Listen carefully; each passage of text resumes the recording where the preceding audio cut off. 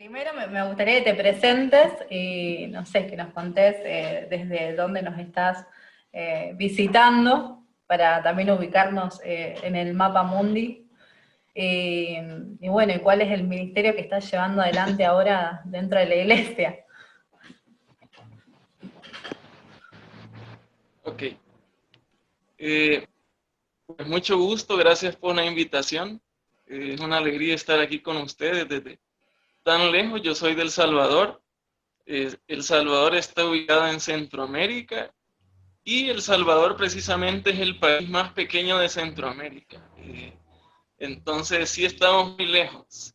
Estamos muy lejos. La primera vez que yo fui a Argentina, la primera y única, recuerdo que viajé de aquí a Chile y de Chile tuve que irme en bus hasta Córdoba y sí está lejos, pero una alegría y fue una aventura que la volvería a vivir porque es muy linda. Entonces, tengo 34 años, soy pastor de una iglesia metodista aquí en el país y estuve 4 años aproximadamente pastoreando una iglesia y ahora me enviaron a abrir otra iglesia nueva en un lugar donde no hay presencia de la iglesia metodista. Entonces, es una comunidad con mucho trabajo, con muchos niños, eh, con algunos desafíos porque es un poco rural la zona, pero, pero ahí está, la gente es linda, la gente está necesitada de amor, de trabajo. Entonces ahí estamos. Es un desafío para mí porque no soy de esa ciudad, no me conocían, entonces fue nuevo para ellos y nuevo para mí y lograr generar esa conexión y esa relación fue el primer desafío de esta nueva misión. Pero ahí estamos, vale, Muy bien. echándole ganas y haciendo lo que se puede.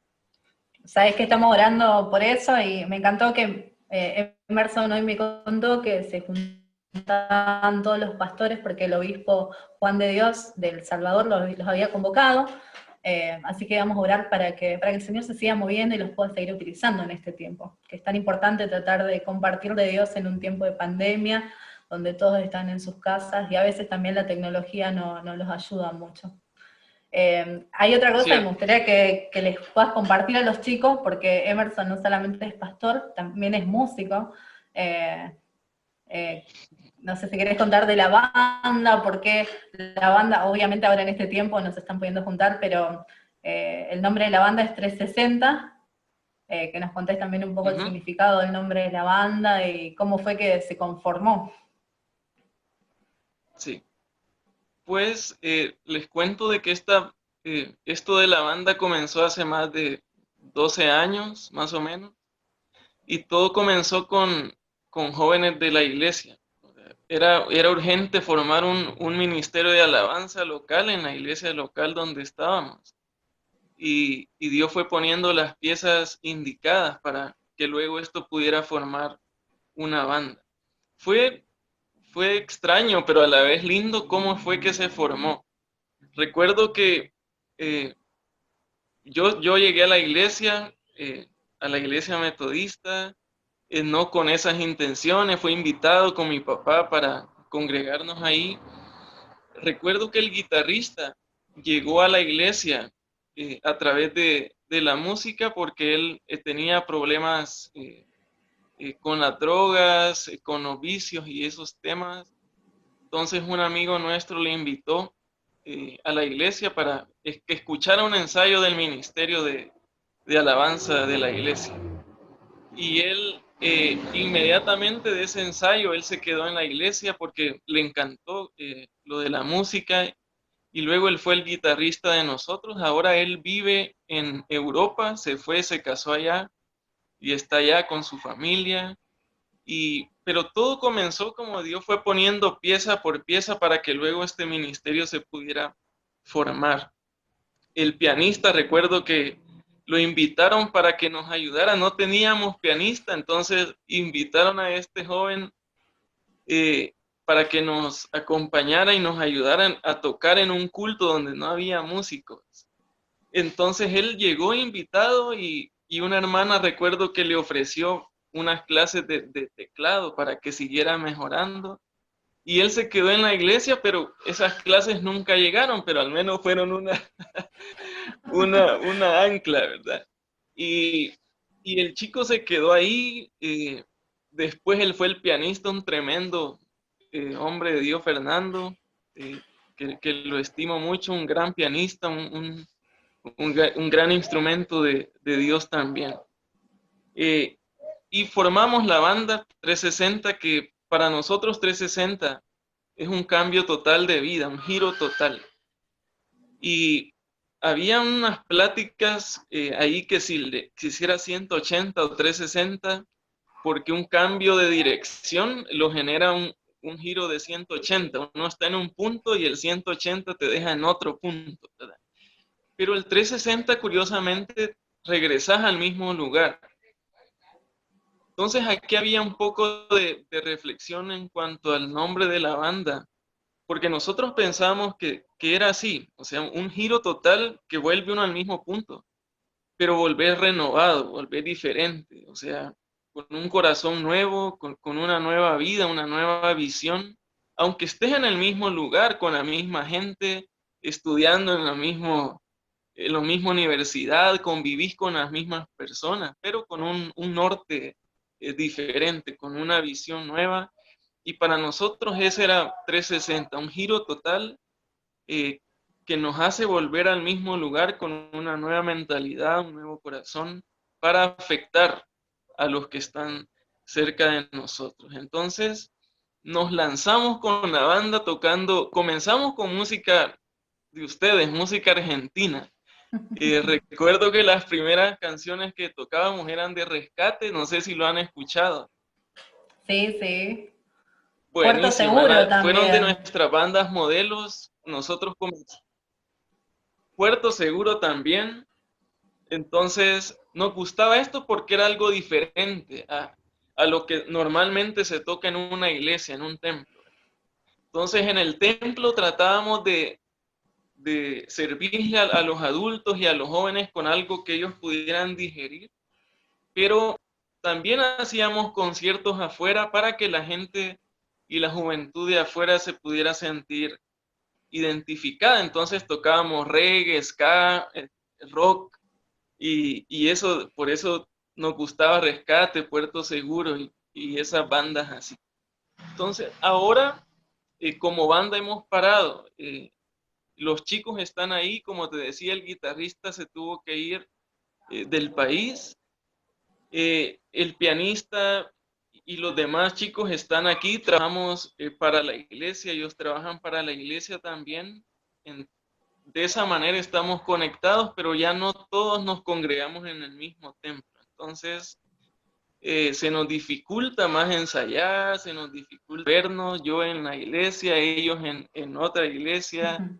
Ellos con su trabajo, moviendo con el obispo, son parte del equipo, y yo en lo mío, entonces mucho más difícil ahora que nos podamos juntar. Somos grandes amigos, seguimos siendo hermanos.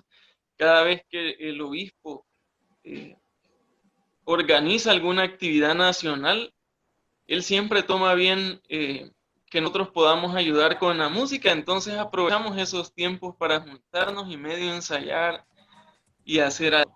Hoy por hoy he seguido escribiendo y estoy tratando de grabar algunas canciones que por ahora han sido como dos o tres, y cada vez que se pueda lo voy a hacer, pero la música siempre para mí es una herramienta que llevo a la par del ministerio pastoral. No, mi visión nunca ha sido ser solo un cantante, un músico, sino que esto sea una herramienta más que yo lleve conmigo en el ministerio que ahora desempeño, que para mí es lo primero y más importante, y es el ministerio pastoral. Gracias. Y también algo que bueno, nosotros con Emerson nos conocimos en un encuentro de CIEMAL, que es del Consejo de Iglesias Metodistas de Latinoamérica y el Caribe, que fue una bendición también poder encontrar a personas de otros países como Brasil, Costa Rica, Puerto Rico, no me acuerdo mucho más. ¿Vos te acuerdas Chile. de Chile? Bueno, Uruguay, no sé si fueron, Paraguay. La verdad que fue un encuentro en Argentina que se hizo, pero yo la primera vez que lo conocí a Emerson fue en este encuentro donde a él lo nombraron coordinador de esta misión que tenía la iglesia en ese tiempo, que estaba funcionando, y Emerson trabajó, creo que 5 años estuviste como coordinador de CIEMAL.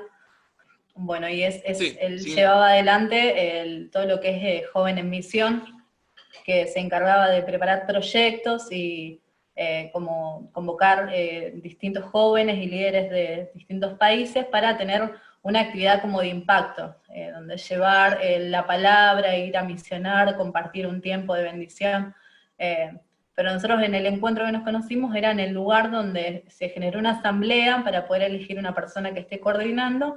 Bueno, creo que, no sé si fue tu primer encuentro ese, y Emerson quedó ahí como coordinador. La verdad que fue un encuentro muy lindo porque tuvimos la bendición de conversar muchísimo entre todos y conocernos y llenarnos de los testimonios y el trabajo de muchos jóvenes que en ese tiempo estaban buscando también rumbos distintos y material y herramientas que vienen desde la mano de Dios. O sea, lo bueno de estos encuentros siempre es volver con ganas para implementar eso que uno aprende.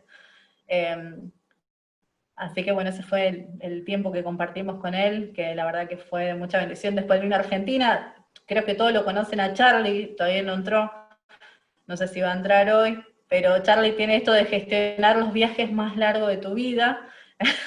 Lo hizo pobre venirse en un colectivo de Chile, hermoso viaje, sé que Emerson volvió, lo hice con mucho amor porque él dice, bueno, fue un viaje lindo, pero se comió casi un día de viaje en colectivo.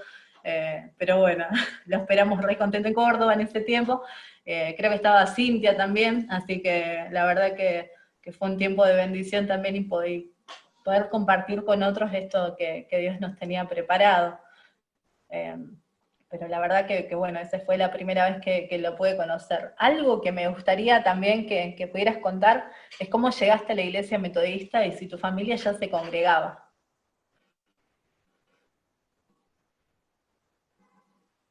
Ya.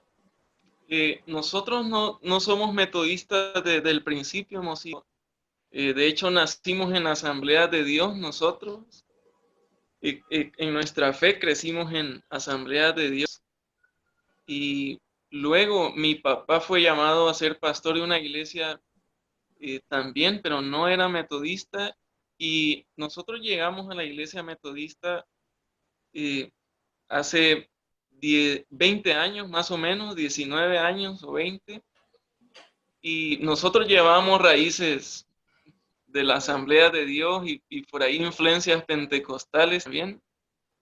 Entonces, para nosotros fue un desafío eh, entrar y conocer la iglesia metodista, que para nosotros fue un mundo diferente, ¿verdad?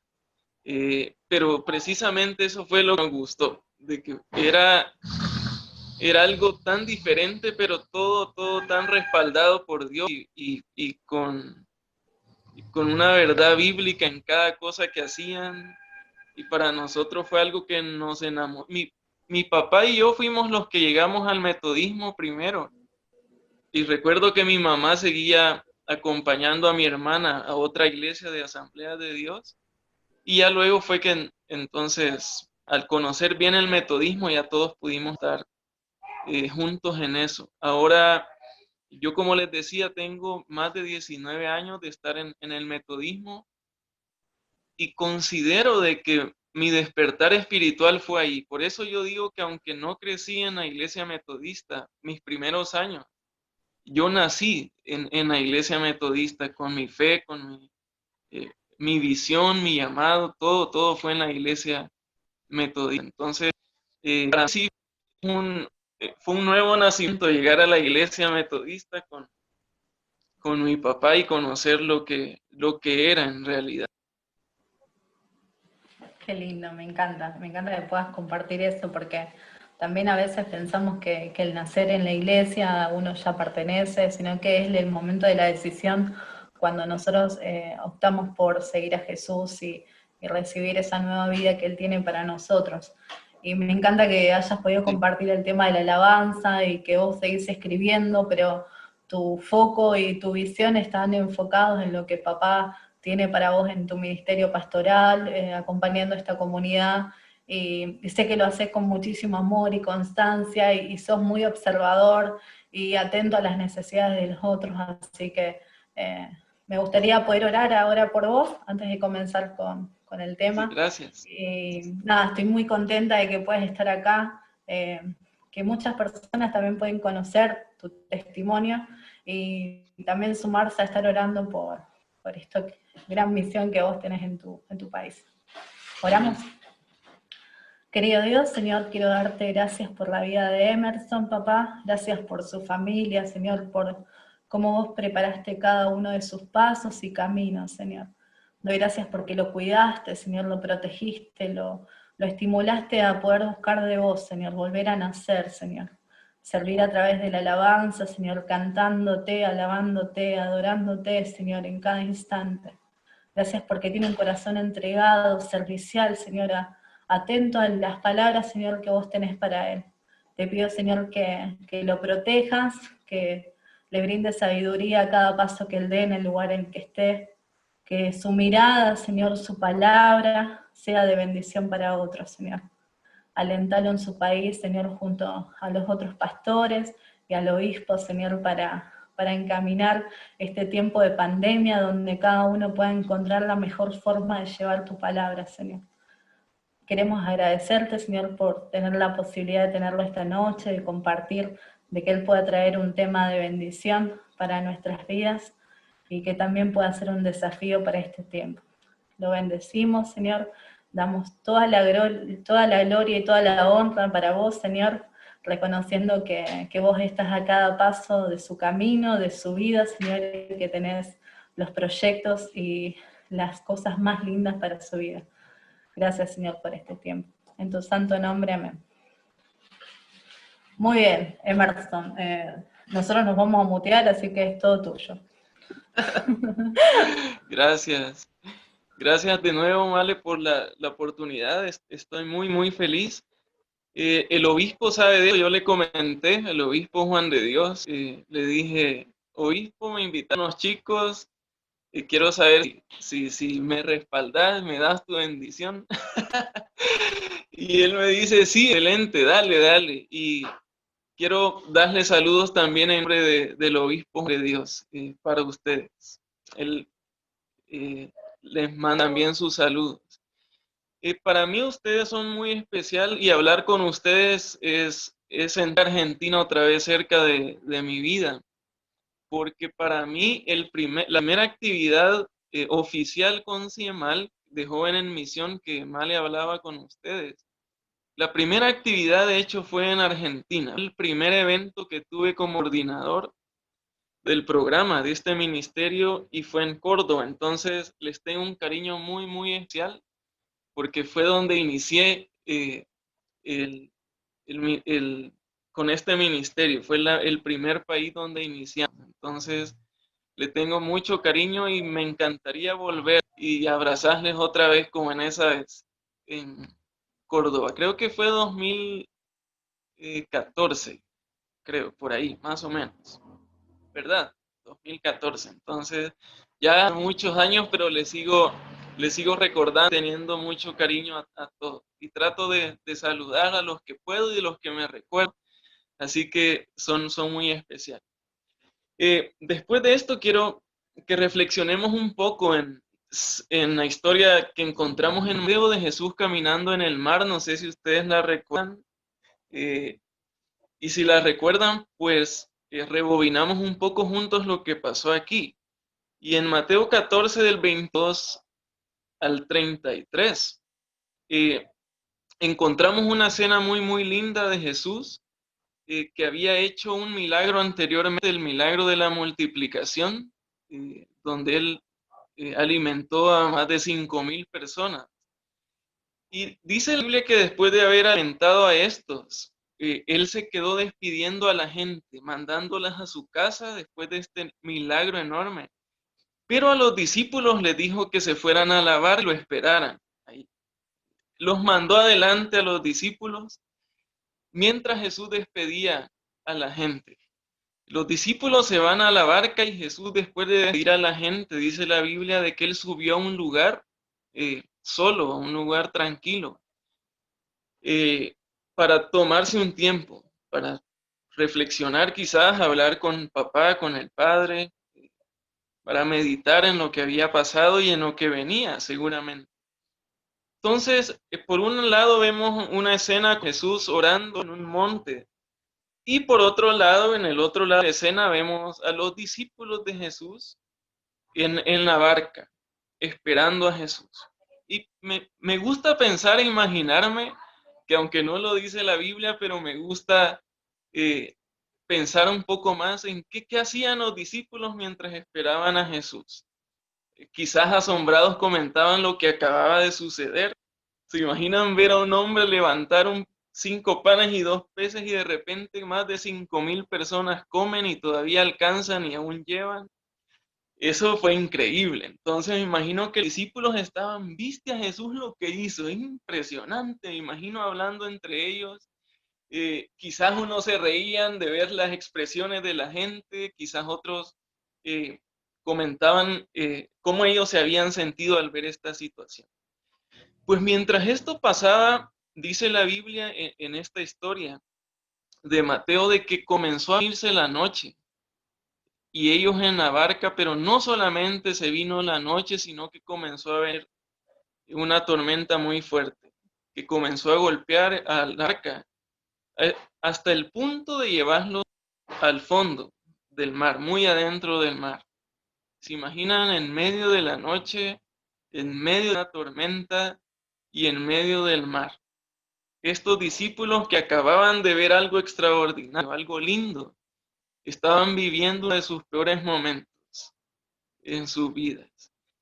Entonces, ellos con su temor, con su miedo, en medio del mar y de la noche, y de repente la cereza al pastel para su miedo es que ven a un hombre caminar ahí recto y lo ven venir hacia ellos caminando sobre el mar, y qué espanto de haber sentido esta gente. Ya no solamente era el mar azotando, la tormenta azotando, sino que ahora de repente ven a un hombre caminando en el mar. ¿Quién va a hacer algo así? Qué miedo han de haber sentido. ¿Se imaginaron todo quizás en ese momento de sus vidas?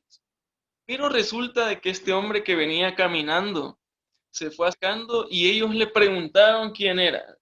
Jesús les dijo de que no tuvieran miedo, que era Jesús, que era él. Pedro todavía fue un poquito más allá y le dijo, si eres tú, permite que yo camine también sobre el mar. Y esta escena es muy famosa y Jesús lo llama y le dice, ven, claro que sí, ven. Y Pedro se baja emocionado, quizás le olvidó el miedo por un ratito y se baja emocionado. Dice la Biblia que comenzó a andar sobre el mar. Qué privilegio tuvo Pedro en este tiempo. Pero mientras caminaba comenzó a hundirse. Y Jesús le dice algo importante aquí, después de haberlo rescatado, porque Jesús extiende su mano y lo saca y le dice, hombre de poca fe, ¿por qué dudaste? ¿Por qué tuviste miedo? Pasa todo esto y Jesús regresa a la barca con ellos. Y dice la Biblia de que la tormenta se calmó, la tormenta cesó. Y todos en la barca comenzaron a adorar a Jesús.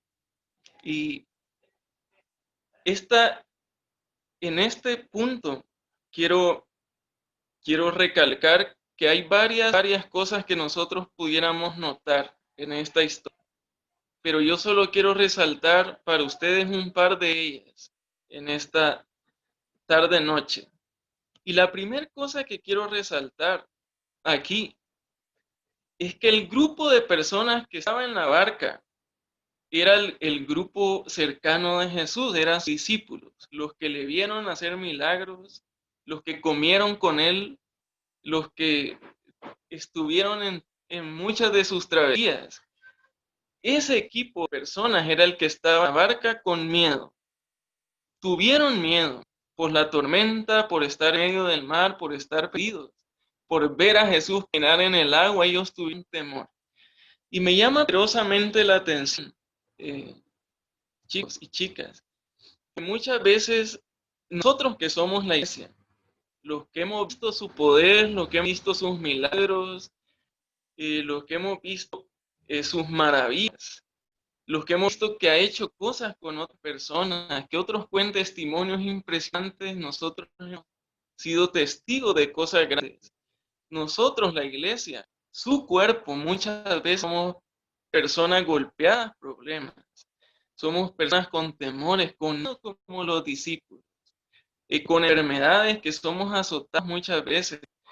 Y hoy por hoy que somos golpeados por la pandemia.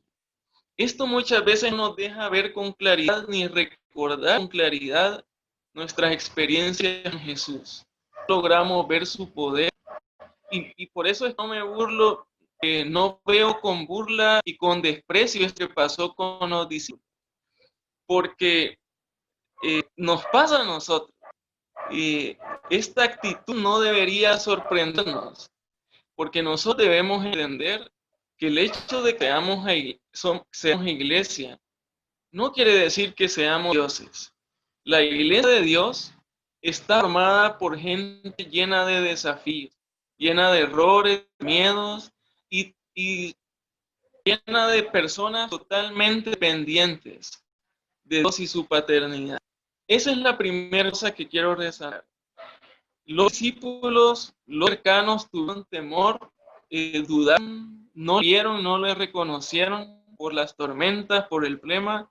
Y nosotros nos pasa así. La iglesia, la que está cerca de Dios, la que está orando, la que le ve hacer milagros, maravillas, que somos testimonio de Él, nos pasa lo mismo. No vemos su poder, se nos olvida lo que ha hecho, porque estamos siendo azotados muchas veces por tantas cosas.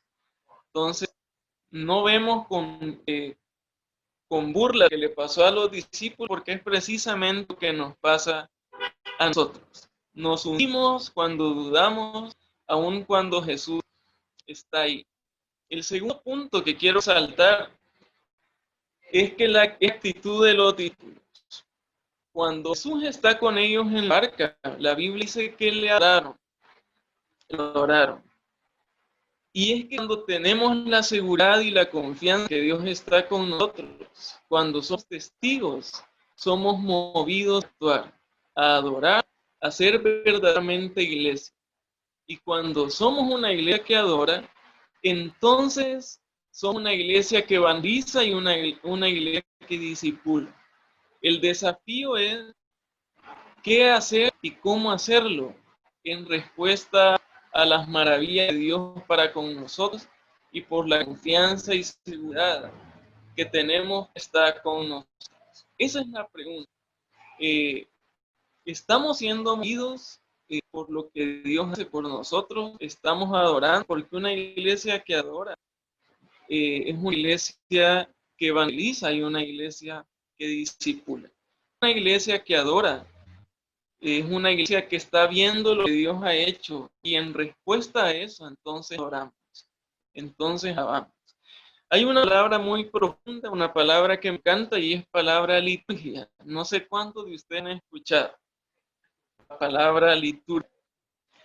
Y esta palabra significa acción u obra del pueblo. Liturgia significa acción u obra del pueblo. Y normalmente nosotros usamos esta palabra para un servicio, un culto en la iglesia. Y es sí, eso es liturgia. Pero cuando somos iglesia, esta palabra sale de un lugar, se mueve. Hacemos liturgia, por ejemplo, cuando predicamos, cuando cantamos, cuando leemos la Biblia, cuando practicamos los sacramentos, el bautismo y Santa Cena, cuando vamos. Eso es liturgia, pero también hacemos liturgia cuando abrazamos, porque esto es una acción del pueblo, obra del pueblo. Cuando cuidamos a alguien, cuando nosotros compartimos, Y hasta cuando escuchamos, hasta cuando lloramos, los que lloran, también eso es liturgia. Porque si liturgia es una obra del pueblo, todo esto que acabo de mencionar es una acción que como pueblo podemos hacer. Sea lo que sea que hagamos, no importa, pero algo tenemos que hacer. En respuesta a la confianza de tener a Dios con nosotros, en respuesta a sus maravillas, en respuesta a sus milagros. Pero quiero dejar una pregunta, un par de preguntas para que nosotros pensemos ahorita. Pero ¿y si no hacemos nada? Piensen en esto. Si no hacemos nada, y si los discípulos no hubieran dejado de tener miedo aún con Jesús en la barca, ¿no le hubieran orado? Yo creo que si ellos no hubieran dejado de tener miedo, no le hubieran adorado en algún momento. ¿Se imaginan una iglesia hundida en el temor siempre? ¿Se imaginan una iglesia que no adore? ¿Se imaginan una iglesia que no haga liturgia?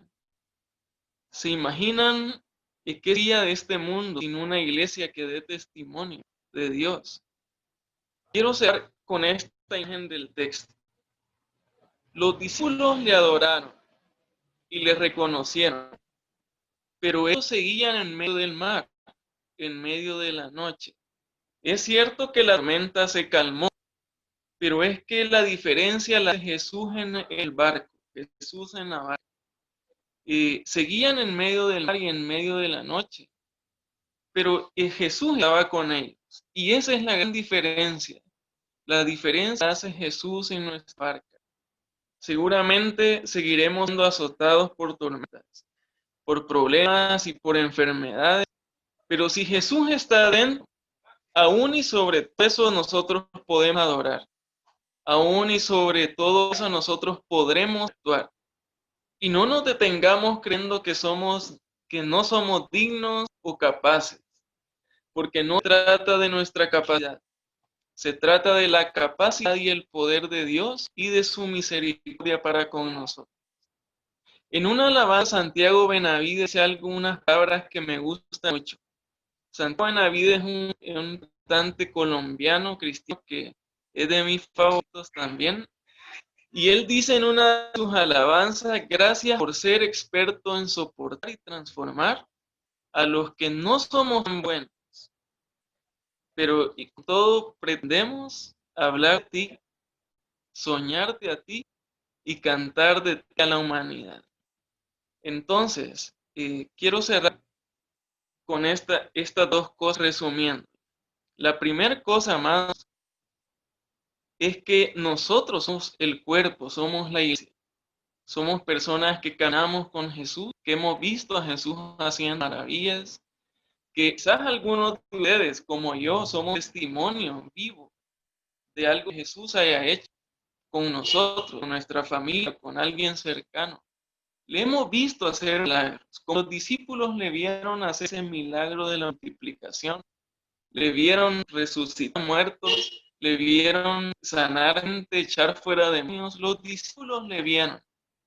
Pero en el momento del problema tuvieron temor, tuvieron miedo, dudaron, aún viendo a Jesús caminar hacia ellos, y tuvieron miedo.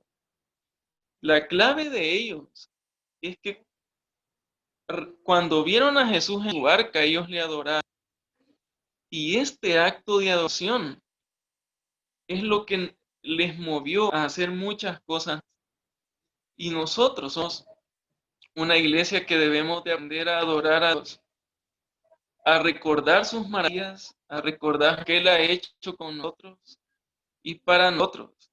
Y cuando nosotros logramos ver su poder, logramos conocer que está con nosotros, entonces le adoramos.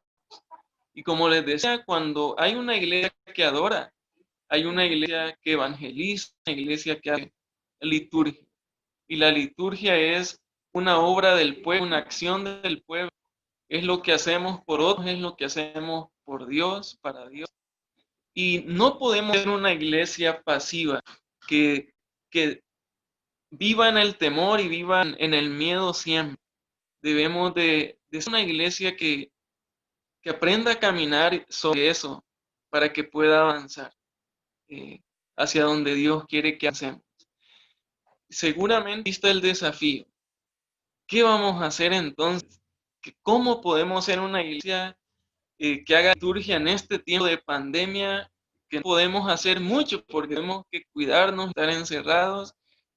Pero Malena me comentaba cuando me invitaba a esta reunión que estaban haciendo unas bolsitas para llevar a las casas y compartir con gente y que ellos se sintieran también acompañados por la iglesia y cerca de la iglesia. Y eso es liturgia. No es un culto, hermanos, no es un cultazo, algo tan extraordinario, tan visible. Pero eso es liturgia, es lo que logramos hacer por otros, en nombre de Dios, representando a Dios, porque somos la iglesia. Y una de las representaciones más grandes de Dios en esta tierra es la iglesia. Pero ¿y si la iglesia no hace algo? Pero ¿y si la iglesia vive en el temor siempre? Pero ¿y si la iglesia no adora? ¿Quién va a dar testimonio? ¿Quién va a contar las maravillas de Dios? ¿Quién va a mostrar a Jesús? ¿Quién va a hablar la palabra de Jesús a otros? ¿Quién va a mostrar amor? ¿Quién va a abrazar en nombre de Dios? ¿Quién va a secar lágrimas aquí en la tierra? Si la iglesia no hace algo. Entonces, quiero desafiarles a todos ustedes y desafiarme a mí también, porque sé que somos jóvenes adultos y jóvenes adolescentes algunos, pero tenemos una misión increíble y es la de adorar. Recuerdo que en una clase me dijeron, la iglesia no debe preocuparse en evangelizar, en discipular, debe de preocuparse por ser una iglesia que adore al Señor. ¿Por qué? Porque cuando una iglesia adora al Señor, entonces evangeliza y entonces discipula, entonces hace tantas cosas, pero como fruto de la adoración. Y para los que son músicos, les gusta la música, nosotros muchas veces encerramos la adoración y la limitamos a los instrumentos y a la iglesia y a cantar, pero la adoración es mucho más que eso. La adoración es vivir a Dios, es sentir su corazón, es preguntarle, Señor, yo sé que te encanta que compartamos con los vulnerables, que visitemos, que oremos por enfermos. Yo sé que te encanta, entonces te voy a adorar haciendo eso. Te voy a cantar también haciendo eso, te voy a alabar haciendo eso.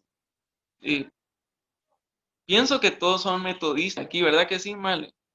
Dame una señal que sí, sí, bien.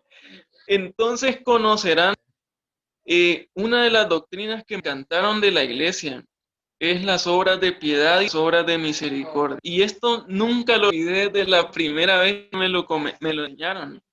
Y es que yo sentía que toda mi vida antes de ser metodista estaba incompleto.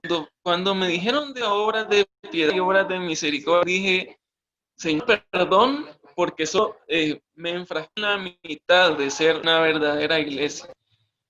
Y Juan Wesley decía que las obras de piedad son aquellas que hacemos para Dios, o sea, orar, cantar, congregarnos, ayunar, y todas esas cosas que ustedes practican y yo practico. Pero también él decía que está otra parte, que eran las obras de misericordia, que es lo que hacemos para el prójimo, o sea, para Dios, pero por medio del prójimo. Visitando al huérfano, viuda, vistiendo al desnudo, dándole de comer al que no tiene, orando por el enfermo, visitando a los presos en la cárcel. Y todo esto junto es una verdadera adoración a Dios, porque esto es iglesia, chicos. Pero esto es alabanza, esto es adoración. Pero pregúntense ustedes, ¿somos una iglesia que no adora al Señor, que no le reconoce? Yo tenía un miembro en la iglesia de que me desafió una vez una pregunta en un estudio bíblico.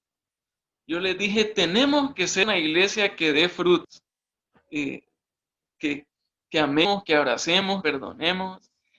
Él me hizo una pregunta que me dejó muy pensativo. Y él me dijo, pero no debería ser una obligación. O sea, no es que tenemos que, O sea, vamos a dar estos frutos como resultado de nuestra relación con Dios. Entonces, es así, realmente es así. No tenemos que visitar, tenemos que orar porque es una obligación. Eso debería ser el resultado de la adoración a Dios. Entonces, chicos, chicas, espero hayan comprendido esto en esta escena y por qué elegí esta escena. Y es porque aquí vemos varias cosas. Vemos a Jesús haciendo un milagro increíble y a los discípulos con él.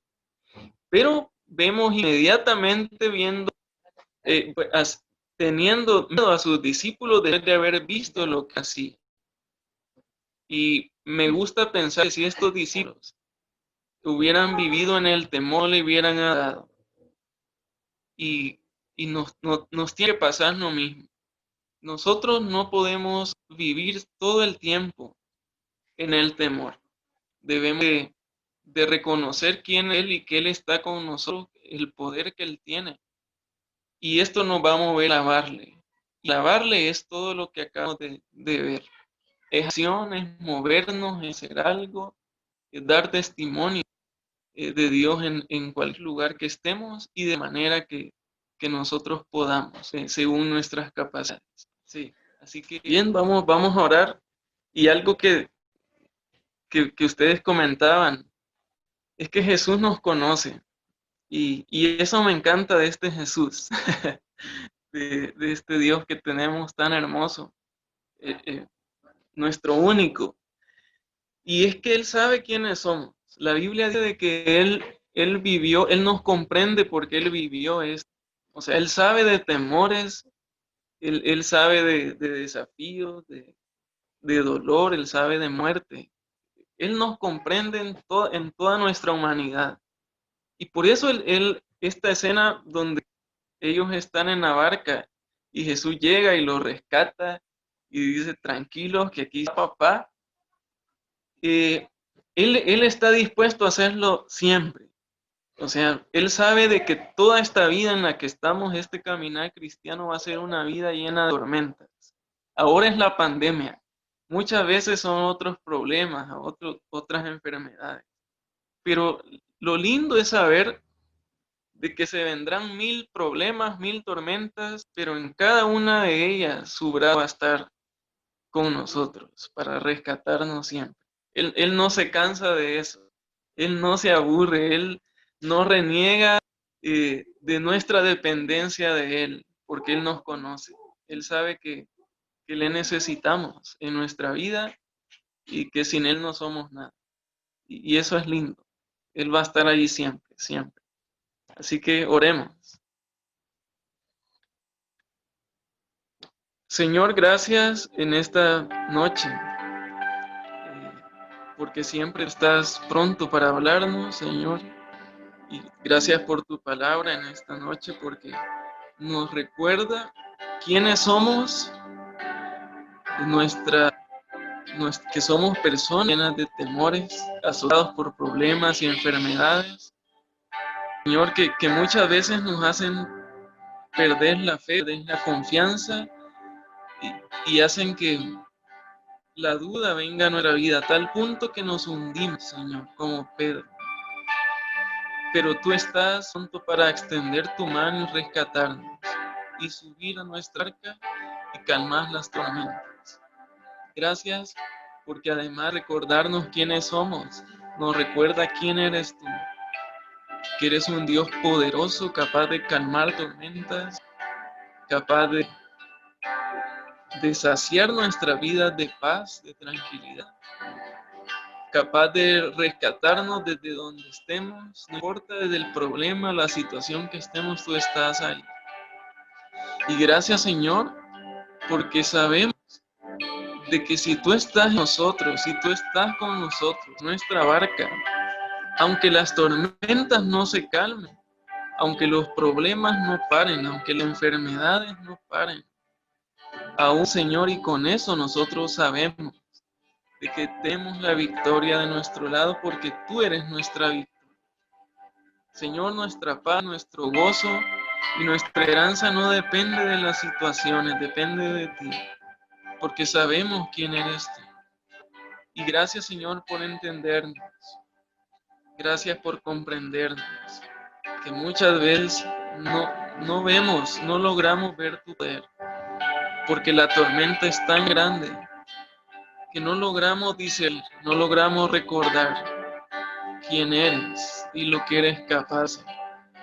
Perdónanos por eso, pero también te damos gracias porque tú no nos miras con una mirada acusadora, nos comprendes y a pesar de eso tú estás dispuesto, Señor, a caminar con nosotros siempre. Gracias por esta oportunidad. Gracias por la vida de todos y todas aquí, Señor, reunidos por medio de esta red. Te pido, Señor, que si hay problemas o enfermedades en alguna familia de entre nosotros, que tú puedas obrar para nuestro bien.